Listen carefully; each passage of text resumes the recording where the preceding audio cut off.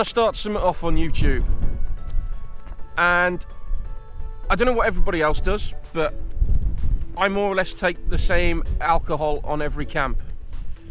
So my normal choice for alcohol on a camp, as you've probably seen, is hooch, whether it be the lemon brew or the passion fruit and mango.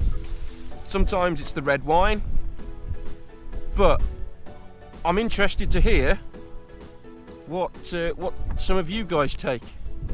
So I'm going to tag 3 of you, and I'd like you guys to make a video and yeah, basically tell me what your favourite beer is or your spirit that you like to take on camp.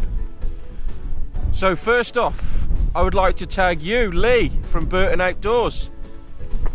Please upload a video and let us know what your favourite drink is that you like to take on a camp with you. Second person I'd like to nominate is you, Joss. Take up the challenge if you wish.